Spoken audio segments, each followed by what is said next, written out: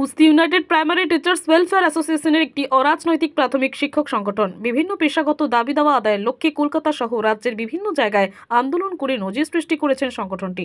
সোমবার এই সংগঠনের বাঁকুড়া জেলা কমিটির পক্ষ থেকে বাঁকুড়া শহরে মিছিল ও ডেপুটেশন কর্মসূচি পালন করা হয়।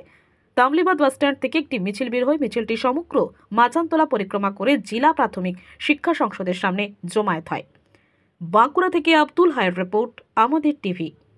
আমরা 2018 সাল থেকে এই উস্তি সংগঠনটা আত্মপ্রকাশ করেছে এবং এই উস্তি সংগঠন আত্মপ্রকাশের সাথে সাথে আমরা পশ্চিমবঙ্গের প্রাথমিক শিক্ষক শিক্ষিকা জীবনযাপন এবং তাদের স্বাস্থ্য সুরক্ষার ব্যাপারেও আমরা অনেক কাজ করে চলেছি। শুধু তাই নয়, আমরা আমফান ইয়াসের ত্রাণেরও ক্ষেত্রেও আমরা অনেক কাজ করে গেছি। কিন্তু আমাদের সংগঠন অন্যান্য সংগঠনের মতো রেজিস্টার্ড একটি সংগঠন হওয়া সত্ত্বেও ডিপিএসসিতে আমাদেরকে প্রতিনিধিত্ব করার কোনো জায়গা দেওয়া হচ্ছে না। তার বিরুদ্ধেই আমাদের এই ডেপুটেশন। গত 1 সেপ্টেম্বর 2022-এ আমরা আমাদের সমস্ত কাগজপত্র তুলে ধরেছিলাম ডিপিএসসির সামনে, কিন্তু তারপরেও ডিপিএসসি তরফ থেকে কোনো রকম কার্য করা হয়নি। তারপরে আমরা যে সংগঠনগুলি বর্তমানে আছে তাদের নামে আমরা একটা আরটিআই করি, যে দেখা যায় সেখানে ডিপিএসসি উত্তর দেয় যে এখানে কোনো সংগঠন ডিপিএসসির আন্ডারে রেজিস্টার্ড নেই। তাহলে সেই সংগঠনগুলোকে ডিপিএসসি কিভাবে ডাকছে? আমরা একই রকম ভাবে একটি রেজিস্টার্ড সংগঠন হওয়া সত্ত্বেও আমরা কেন ডাক পাচ্ছি না? আর সেই কারণে আমাদের নিজেদের অন্তর্ভুক্তির জন্য আমরা এখানে এই বিক্ষোভ মিছিল চলছে। আমরা আমাদের দাবি না হলে আমরা এখানে অবস্থান বিক্ষোভ করব এবং আমরা আইনি পদক্ষেপও নেব।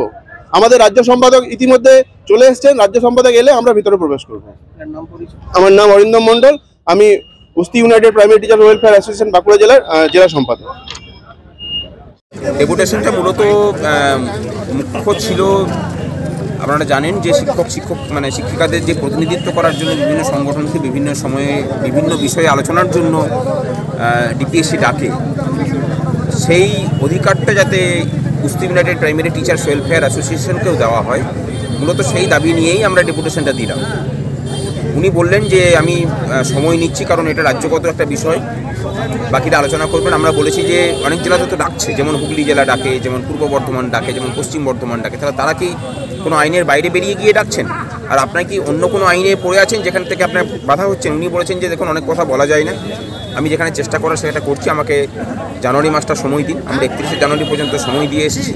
যদি না হয় তাহলে বৃহত্তর আন্দোলনেও যাওয়া হবে এবং তার সাথে হাইকোর্টে মামলা দায়েরও হবে। যে কাগজপত্র আমাদের কাছে আছে, আশা করি মামলা জিততে অসুবিধা হবে না।